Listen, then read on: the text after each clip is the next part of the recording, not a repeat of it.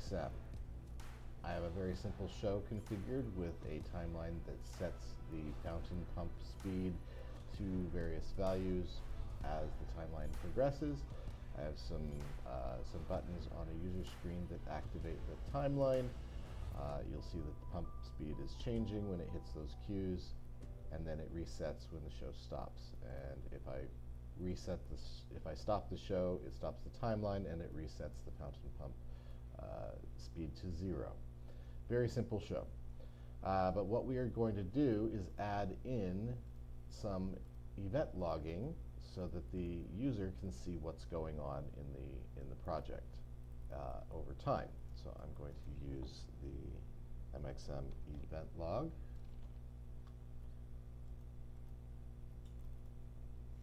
And we'll just use the default settings here. Now we have different events here: trace event, clear event, select events, etc. The basic command that you'll use is trace event. So in my timeline, what I'll do is I'll put in one trace event queue here, and it has a date, time, type, and message parameter. So I'll use the manager current date and the manager current time. This will be an info type, but it's any of these which are configurable in the setup of the device. So this is going to be an info type. And my message will be show has started. Very simple event. And then I'll do another one at the end. So I'll put this at the end of the timeline. Show has ended. Put that down here to keep my timeline clean. Now, what happens if the show starts, but then the user clicks the show stopped button? Well, that means that the show has stopped, but it hasn't ended.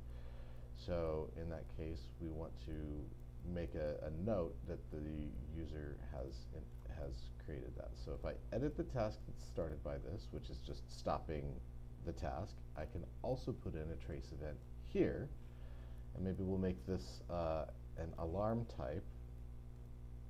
We'll say manager current date, manager current time, and show stopped from web panel button. So now that event will get logged. I suppose we can start the show from the web panel as well. So we'll edit the task started by this object, which should be, where's my task? Oh, it is that show. So maybe I need to add a second task here. Let's do another task. This is start show button, start show handler.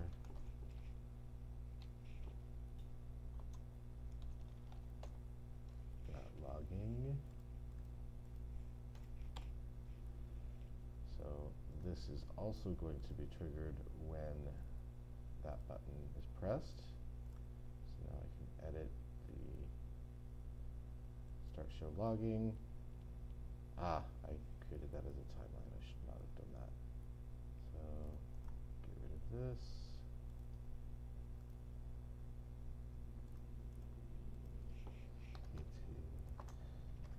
Start show logging. Step-based task. And then I'll just go ahead and reuse one of these, just so that the parameters are already copied. Show, let's see, we'll say show started from web panel button. And that's just another info element. So now these events are being logged into the MxM EventLog device. So let me just change the name of this to make it a little shorter. And we can look at the variables here. And as we run the project now, if I just run the task, you'll see events get added to the timeline. That's that trace event at the beginning and the trace event at the end, and you'll see that there is an event count that keeps increasing. And if you look at the event list, that contains all of the time-stamped events that are in the event log. You can use this in a list object on a user screen. So we can take that event list and populate that into the user screen. Now if we run, you'll see those events get added to the timeline, or to the event log list here. Something else that we can do, so this is just programmatically taking messages that we've configured for things that happen when buttons are pressed or when things happen. What we can also do is log the value of a variable over time, and so we'll make use of the expressions that are part of queue parameters as part of Manager version 7 to do that. I have that user variable that I'm changing here, which is the fountain pump speed. If we look at that, I can create a task started by a variable change on that, and then we'll add in the logging here. So I'll just, again, manager current date, current time info, and instead of putting a fixed value here, what I'll do is use an expression. So I'll say fountain pump speed set to, and then add whatever the value of that fountain pump speed is.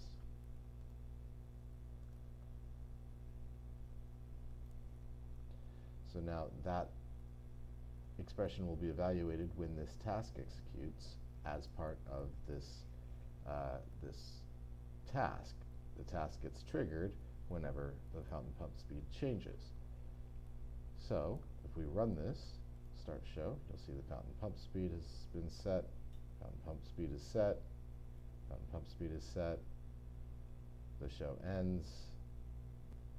This one pops in as an alarm. That's because the task does execute once the value gets set here to 0. So that's maybe a mistake in my logic, but we'll just run with that for now. So we can see these events are being logged into the system. This populates a very long list, and it may not be that useful to have to need to scroll through the list all the time. So one way that you can manage this is by limiting how many events are displayed in the current log. So the way that you can manage this is through the set last event range. So this is really just displaying the last events, the current event list, and that is limited to events are set by that command set last event range. So I know that there's 13 here, and maybe I can get 2 more, so 15. So what we'll do here is when we start the project, I will have another task. Let's do a startup task.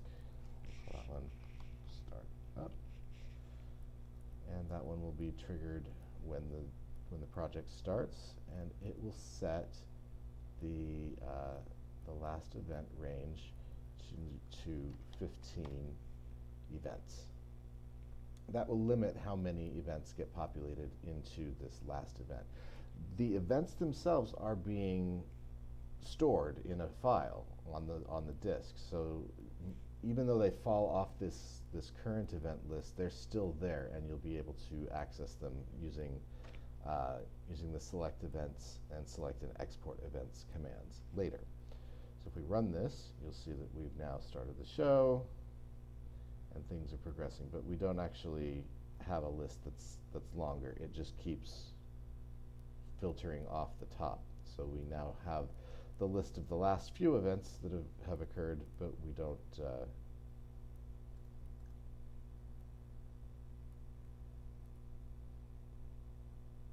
don't fill up the list constantly. It's just there. So in fact, if I make this just a little bigger, then the scroll bar should disappear. Yeah, there we go. So this will give you just the last few events with their timestamps, so you can watch what's going on. If you want to highlight that last one or none of them, to just allow that to progress.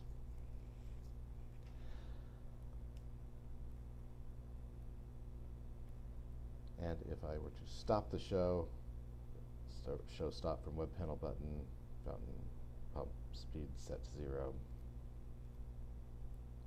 So we have user interactivity, we have normal show operation, and we have the variable values being populated into this event log. Now, if I want to select and see the whole list of what happened in this log, I can take a list object and maybe I'll do a refresh button here.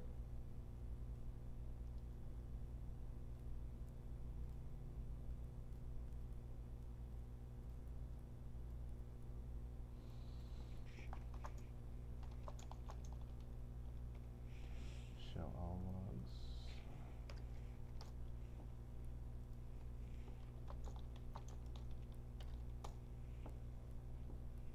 So then what we can do is select events when that button is pressed. And what this will do is filter from a given date to a given date. So we'll probably filter until now. So we'll do manager current date, and yeah, from time to end time, we can just leave that as the full day, and we'll just set this one to a range of 1st of January through now. All events, and that's going to populate this selected event list variable. So I'm going to dump that into the list over here. So if I show all logs, now that's going to give me everything that has been logged.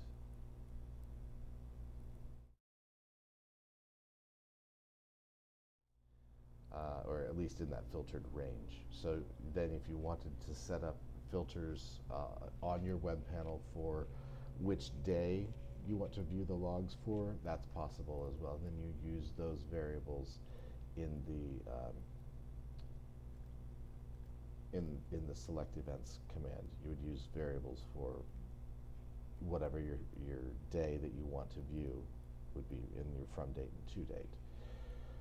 And that's how you would use the select. Now, if you use the select and export, it's essentially the same thing, but rather than populating a variable in the system, what it's doing is populating a file that you specify in this properties. So what I can do is I'll just set one on my desktop. We'll call that my event log output.txt, and we can do the same thing. So we'll filter from the 1st of January until manager current date. All events, I'm exporting to there, and I'm exporting all events, but you can again filter on the type of events that you want. And then when I run that command, it does the filtration, it populates that onto a document on my desktop called EventLog Output that contains that's a whole bunch of things that I was doing in a previous example, but these are the ones currently that we're working on here.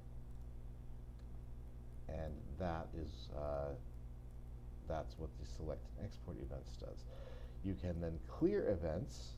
Clear events clears everything from the events list or from the selected events list. So I can clear the selected events list, and that clears that. If I clear the events list, it clears this one. Those events are still in the, I can repopulate that and show all logs. They're still in the source log file. It's just clearing the view, the variable essentially in the, it's clearing the variable that's populated in the MxM. Export events just sends the entire events list, so it's the same thing as doing select and export, but it's doing for all. So you wouldn't need to set your from to date and time. This one just does allow you to export, say, an individual day's worth of events to a file. Export events pushes out everything that's contained in the data file to a text file. Print events, if you have a printer configured on your system, you can push an events list or the selected events list out to a printer. And you can change the event log file path. So the event log file is actually a binary file which is stored at this location on your drive. So if I look at that, if I go to see MxM event log on my drive, you'll see the event log file with an appendage of the date and which month it is. And it will keep this for however long it needs to, and you can change that set file frequency so that it switches that file every day, week, month, or year. And these are commands that you're not going to be issuing very often, but you would set them in your startup task, like I did with the set last event range. I hope this has been helpful. If you have any questions about MxM EventLog in Medialon Manager version 7, please reach out to us at support@7thsense.1.